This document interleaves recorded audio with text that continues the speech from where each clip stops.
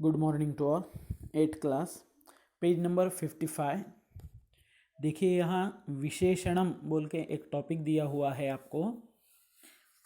तो सबसे पहले हम देखते हैं कि नाम किसे कहा जाता है, कौन से व्यक्ति के, कौन से या कौन से वस्तु के या कौन से स्थल का जो कुछ नाम रहता है तो उसे ही नेम कहा जाता है, उसे ही नाम कहा जाता है। इसी नाम की डेफिनेशन है।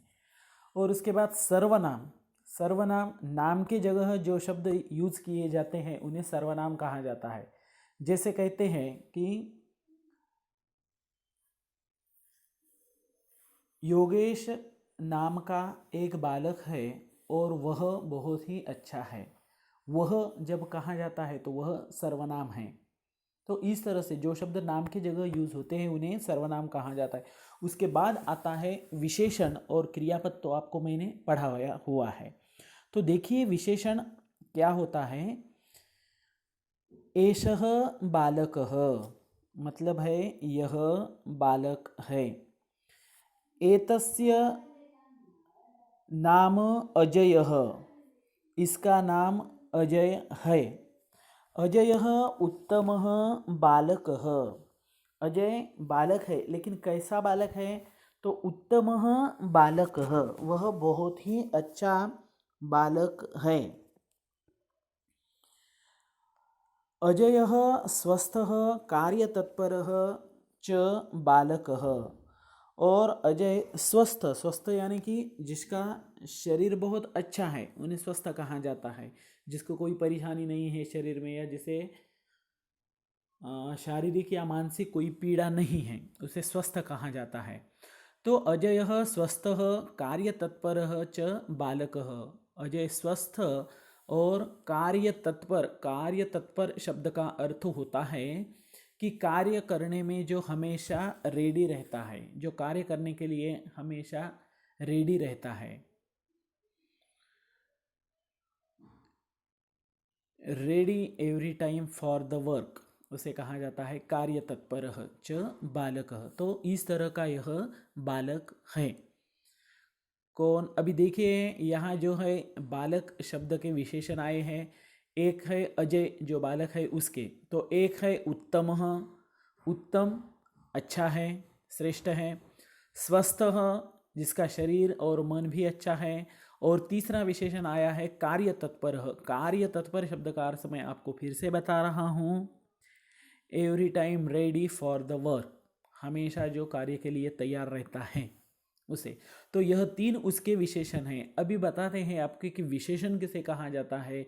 जो शब्द नाम के बारे में और अधिक जानकारी देते हैं उन्हें विशेषण कहा जाता है।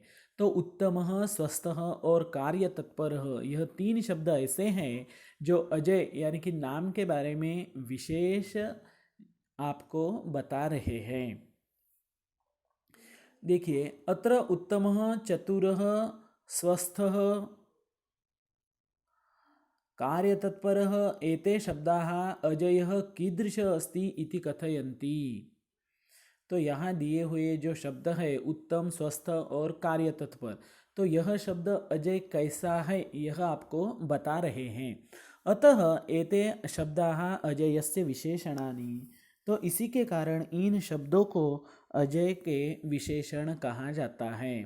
ये देखिए यहाँ अभी थोड़ा इसमें आपको दिया हुआ है कि एग्जैक्ट विशेषण पद की जो व्याख्या है वो व्याख्या वह आपको बता रहे हैं। तो देखिए क्या है, यह शब्द, यह मीन्स जो, शब्द मीन्स शब्द, नाम पदस्य विषये अधिकम कथयति, जो शब्द नाम के बारे में अधिकम मतलब कुछ अधिक बताते हैं वो नाम के बारे में। नाम मतलब जो कोई नाम है, जो कोई व्यक्ति है, तो उसके बारे में, अभी नाम व्यक्ति का ही नहीं है, मैंने आपको पहले ही बताया, नाम स्थल का हो सकता है, किसी चीज़ का हो सकता है, या व्यक्ति का भी हो सकता है। तो उनके बारे में अधिकम कथयति, कुछ अधिक बात बताते हैं या उनका कुछ वैशिष्ट्य बता देते हैं, तद विशेषणम, उसे विशेषण कहा जाता है। यस्य विषये ज्ञापनम भवति सह विशेष्यः, जिसके बारे में वह आपको ज्ञापन करते हैं, मतलब कुछ विशेष बताते हैं, तो सह विशेष्यः यस्य विषय ज्ञापनम भवति, जिसके बारे में वो आपको बताते हैं, तो उसे विशेष्य कहा जाता है। विशेष्य शब्द का अर्थ होता है नाम, और विशेषण शब्द का अर्थ होता है कि नाम के बारे में जो अधिक आपको कुछ बताते हैं, कुछ उनके गुण वैशिष्ट्य होंगे या कार्य वैशिष्ट्य, कुछ भी हो सकते हैं उसमें। देखिए नूतनः ग्रंथः, यहाँ कुछ विशेषण और नाम आपको बताए हुए हैं कि नूतनः ग्रंथः, नया ग्रंथ। अभी ग्रंथ नाम है और नूतनः क्या है, उसका विशेषण है। नूतना कविता, नई कविता। नूतनम काव्यम, नया काव्य। अभी इसके द्वारा जो है वह क्वेश्चन निर्माण होते हैं कि कीदृशः ग्रंथः, कैसा ग्रंथ है। कीदृशी कविता, किस तरह की कविता है। और कीदृशम काव्यम, किस तरह का काव्य है। तो उसका आंसर आएगा नूतनः ग्रंथः, नूतना कविता, नूतनम काव्यम। अत्र विशेषस्य यद लिंगम अस्ति तदेव विशेषणस्य लिंगम वर्तते। और यहाँ विशेष यानी कि नाम का जो लिंग होता है वही विशेषण का भी लिंग होता है। और एक चीज़ याद रहे, संस्कृत में विशेषण जो है वह पुल्लिंग, स्त्रीलिंग और नपुंसकलिंग तीनों लिंगों में होते हैं। याद रहे फिर से, संस्कृत में जो विशेषण शब्द होते हैं वह पुल्लिंग, स्त्रीलिंग और नपुंसकलिंग तीनों लिंगों में होते हैं। तो देखिए यहाँ उसी के कारण हो गया है नूतनः पुल्लिंग में, नूतना स्त्रीलिंग में और नूतनम नपुंसकलिंग में। उसके बाद नूतनौ ग्रंथौ, ये द्विवचन में दिया है आपको। नूतनौ ग्रंथौ, नूतनाः ग्रंथाः, तो उसी तरह से हो जाएगा। अभी जिस तरह से नाम में चेंज होते चले जाएंगे उसी तरह से विशेषण में भी आपके चेंज होते रहेंगे। नूतने कविते, ये स्त्रीलिंग में जो है वह द्विवचन है, स्त्रीलिंग में द्विवचन है ये। और नूतनाः कविताः, स्त्रीलिंग में बहुवचन है ये।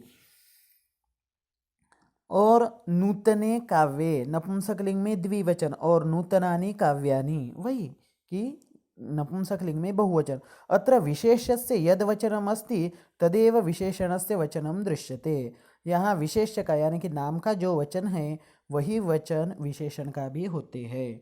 तो देखिए ये दूसरा और महत्वपूर्ण पॉइंट है कि पहले इसमें आपको बताया था कि जिस तरह का लिंग होता है उसी तरह का विशेषण होता है। मतलब लिंग पुल्लिंग है तो विशेषण भी पुल्लिंग, लिंग स्त्रीलिंग है तो विशेषण भी स्त्रीलिंग, और लिंग नपुंसकलिंग है तो विशेषण भी नपुंसकलिंग। और यहाँ दूसरा पॉइंट आपको बताया है कि जो विशेष्य का वचन होता है, यानी कि एक वचन, द्विवचन, बहुवचन जो नाम का होता है वही विशेषण का भी होता है। मतलब लिंग भी उसकी तरह से होता है और उसके बाद वचन भी उसी तरह से होता है। देखिए नूतनस्य ग्रंथस्य, नए ग्रंथ के, ग्रंथस्य षष्ठी है तो नूतन उसका विशेषण है, तो नूतन में भी चेंज हो गया है। नूतनस्य ग्रंथस्य, अभी पंचमी है, नूतनात् ग्रंथात्, नए ग्रंथ से। और तीसरा है नूतनेषु ग्रंथेषु, नए ग्रंथों में। नूतनायाम कवितायाम, सप्तमी है, नई कविता में। नूतनया कवितया, तृतीया है, कवितया नूतनया।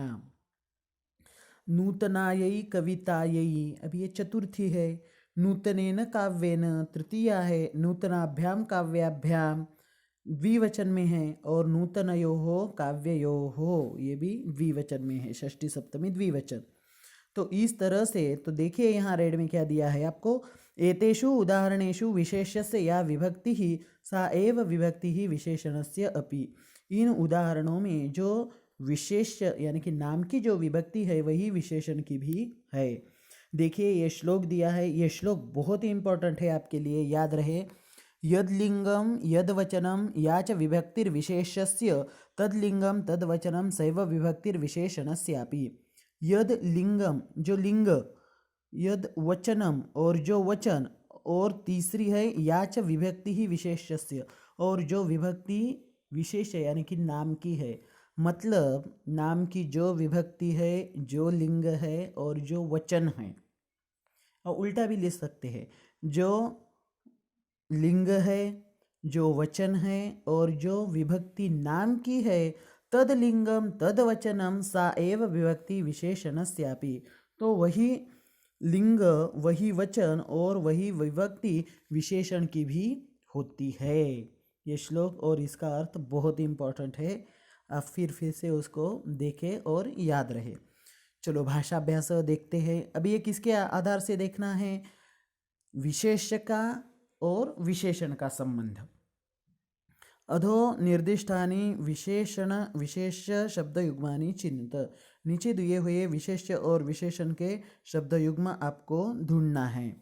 देखिए यहाँ बहुत सारे विशेषण दिए हैं आपको और बहुत सारे विशेष भी है। तो देखिए एक बार, अभी पहला शब्द लेते हैं सुंदरी। सुंदरी इकारांत है स्त्रीलिंग में, तो सुंदरी को क्या आ जाएगा? देखिए सुंदरी स्त्रीलिंग प्रथमा एक वचन, तो यहाँ वो भी देखना है आपको। स्त्रीलिंग प्रथमा एक वचन का है माला, तो सुंदरी माला। आचार्यौ द्विवचन है, द्विवचन का देखिए पुल्लिंगी द्विवचन, पुल्लिंगी द्विवचन है पूज्यौ, पूज्यौ आचार्यौ।